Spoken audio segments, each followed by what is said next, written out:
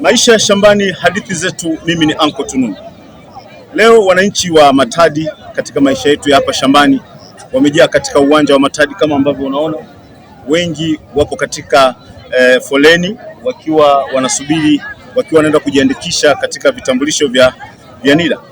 Sasa kiufupi ni kwamba kitambulisho cha NIDA ni hati rasmi inayotolewa na mamlaka ya vitambulisho vya taifa NIDA. Lakini nimezungumza na wananchi wengi wa kijiji cha Matadi kuhusiana na vitambulisho hivi kwamba kwa nini leo wamejitokeza kwa wingi katika kusajili na kutaka vitambulisho vya NIDA. Wengi wamezungumza haya. NIDA inawasaidia vitu vingi sana.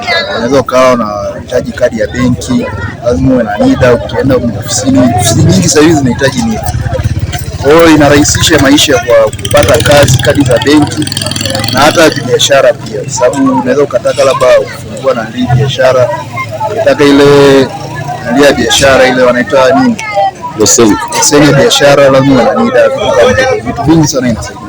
Kitambulisho cha NIDA kwanza ni kama fursa tumeletewa sisi kama wananchi, yani maana kuletewa hivi kila mtu anatakiwa awe na kitambulisho cha NIDA. Sasa hivi mimi siwezi nikafanya kitu kwa sababu mimi napenda sanaa ya uigizaji.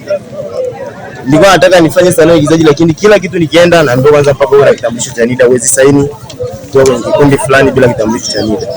Kwanza moja ni kitambulisho cha taifa, kinanijulisha mimi kama Mtanzania. Lakini pili, NIDA ina uwezekano labda mimi nikapata labda ajira sehemu nyingine kupitia NIDA hiyo. Mimi hapa NIDA inaweza kunitambulisha mimi kama Mtanzania. Pia inaweza kunisaidia kwa mambo mbalimbali kama kusajili laini, kupata labda kazi.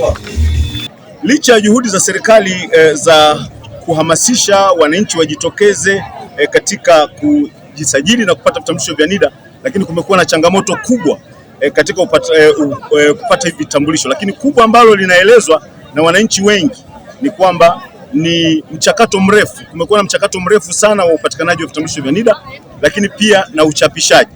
Na kama haitoshi, lakini wengine wamezungumza kuhusiana na uelewa mdogo. Matangazo kama haya yanapotokea, wananchi wengi wanapotakiwa kufika kwa ajili ya vitambulisho vya NIDA, wengi wamekuwa wakipuuzia, wakiendelea na shughuli zao kutokana na sababu mbalimbali. Lakini mwishoni wanajikuta kulingana na sababu ambazo zinakuja kuwabana pembeni mbele siku za usoni, wanajikuta wanaona umuhimu wa vitambulisho vya NIDA. Mimi naitwa Gideon Jeremia Zakaria Molel. Ndio. Niliweza kujiendeleza kwenye kituo cha kujiandikisha cha sehemu mahali wanapoandikisha NIDA. Hivyo nikajiandikisha kwa ile mara ya kwanza, sio awamu hii. Kisha nikapata kile kitambulisho. Kwa hivyo sasa hivi siwezi kwenda kwenye foleni tena, maana yake ninacho. Na unafikiri kwa nini watu wengi sasa hii foleni imekuwa kubwa hawana vitambulisho? Unafikiri ni nini sababu? Naona kama vile walipuuzia ule wito wa serikali.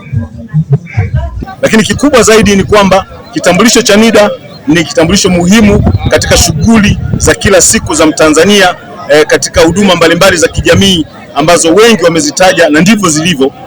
Mimi nisiwe na la ziada. Mimi ni Uncle Tununu, maisha ya shambani, hadithi zetu. Nikutakie siku njema na mafanikio mema, panapo majaliwa wakati mwingine tena.